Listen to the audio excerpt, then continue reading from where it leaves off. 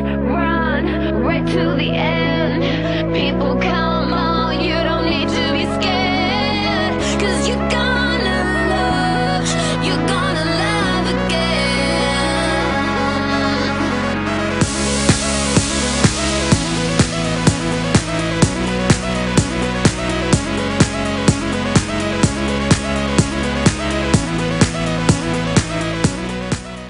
Aloha, you're watching the Haider Rifaat Show Season 10, and I'm your host, Haider Rifaat.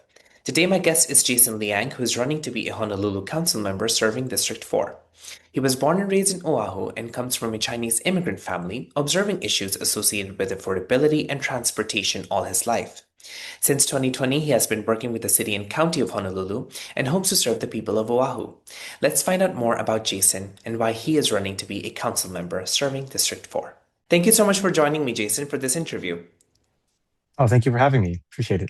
Of course. Now, Jason, before I proceed, I want to ask you, why are you running to serve District 4? And if you can also provide some details about yourself.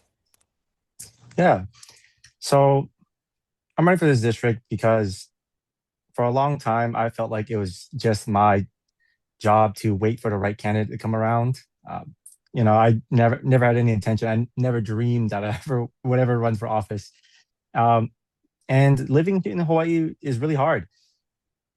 Like we hear about how it's a nice place to live, but it's called the paradise tax, right? Is that it's a nice place to live, but it's difficult. Everything's expensive, and there aren't a lot of opportunities.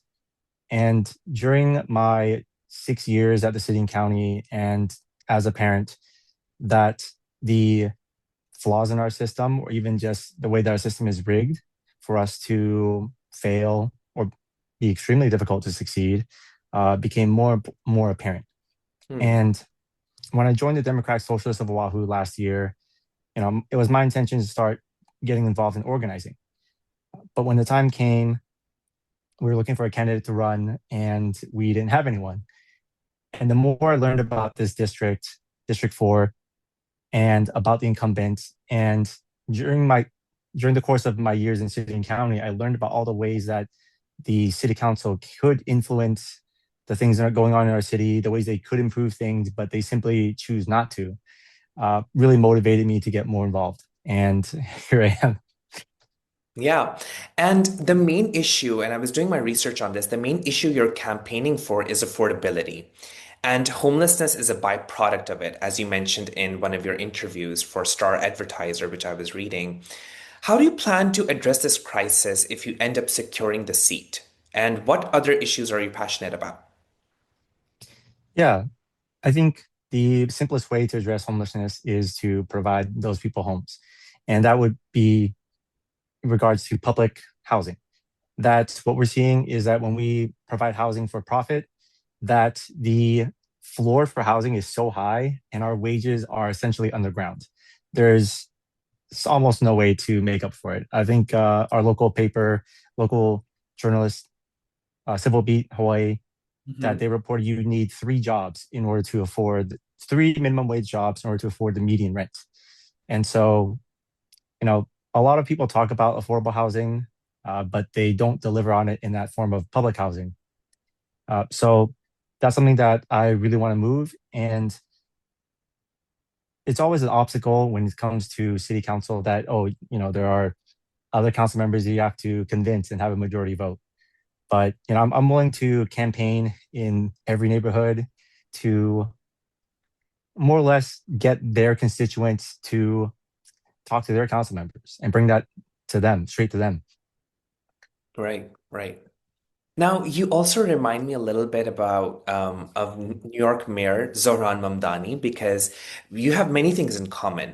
First of all, you both are 34, by the way, which is also a pretty much a coincidence, young and dynamic. And both of you are actually democratic socialists. And both of you have been very passionate about issues associated with affordability and also making public transit fare free, basically. So, do you think you could end up becoming the Zohran Mamdani of Oahu, perhaps, if you end up winning this particular district? I do want to set a precedent that a different kind of politics is possible, and I think that's very much what Zohran Mamdani has done for New York City. The position of mayor is very different than that of council member, and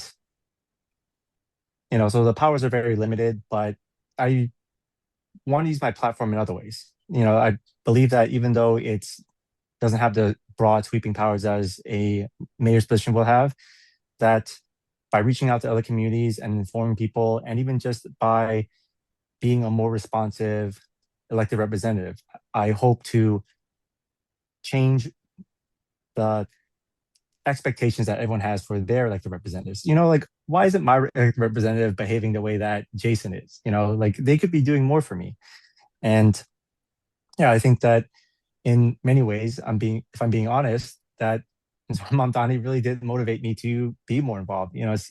And seeing how our ages were very similar. For the most part, I thought, oh, I'm too young to run. I don't know enough. I need more experience. But we had very different trajectories in life. But to see him come up the way he did was very inspiring, and it really made me reflect that experience and knowledge is something you can always gain, but the integrity to represent people and to not be a corporate sellout, that's rarely something that is attained through a journey.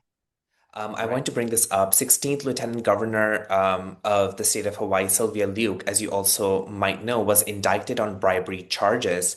And according to Politico, the charges stem from a months-long investigation by the Hawaii Attorney General's office into allegations that Lieutenant Governor accepted campaign contributions from business person and lobbyist Toby Solidum in exchange for helping advance a COVID-19 testing contract while she served as chair of the State House Finance Committee in 2022. Sylvia is one of five other people who was indicted. And I would like to also add another example here because in the past we have had examples of Andy Murikitani, an ex-Honolulu councilman who was sentenced to 4 years and 3 months in prison for his 6 felony convictions on public corruption charges. So these examples set a very dangerous precedent for the state of Hawaii and its people who continue to suffer from deep-seated corruption, which is also taking place behind closed doors. So as a young and potential council member, how do you plan to navigate the deep-seated culture of corruption that is quite frankly being operated behind closed doors?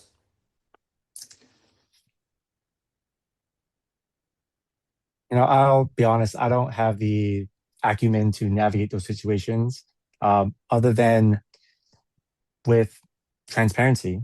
Something that we talked about very strongly for the campaign, and the way we feel like is the best way to combat corruption is to use our position in City Hall while we are there. That what we want to do is that we want to have a extensive record on everyone's donors. And when a conflict of interest arises, that we ask that council member to recuse themselves and name their conflict of interest. And it's going to be a long process. It's going to be a contest of endurance. But calling out these sorts of things as unacceptable rather than the status quo where they don't say anything and they just let it slide because that's just the norm. That's one way that we want to combat corruption. And calling for like a higher standard, calling for commitment, and not just like simply taking a pledge, but to also sign an affidavit to commit to not taking any corporate donations, as well as if it, on the way to advocating for fully funded public elections. Mm-hmm. Right, right. And very lastly, why should the people of Hawaii trust you and vote for you? Yeah, I think people in Hawaii can trust me because I'm a working person. I'm not doing this because I've done my time into Hawaii Democratic Party, that it's my turn or anything like that. It's purely because I want to see the city improve. Hmm. That I got in this race because I didn't see a candidate who was willing to represent working class values. And that hasn't changed, despite the fact that, the whole dynamic of the race has sort of been shaken up. And I think people, I hope to earn people's vote through my work. I understand that I haven't served my community for very long. And, for the longest time, I didn't see value in that. I understand that I very often felt like my time is so little and so precious to me that I have to hold tight to it. But I see all the good that comes from giving your energy, your time to your community, and all the good that provides. And, I think through hard work and my time, and the fact that I'm willing to fight for this platform, all these things, whether I'm in office or not, there's still ways that these platform items can be achieved, even if I'm not in office. And I hope that, and I will continue to fight for them, even if I'm not elected. So I think that in terms of just sheer honesty, persistence, and willingness to admit the things that are wrong with our system, I don't think that's something that the other candidates can say that they're doing. And I think that's an honesty that is sorely lacking in our politics. And I believe one way or another, I'll earn people's trust. If not in this election cycle, then the next.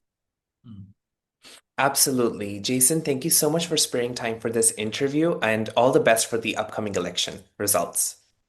Take care. Thank you very much. Yeah, take care. That is all for now. Stay tuned for more on my official YouTube channel and Facebook page.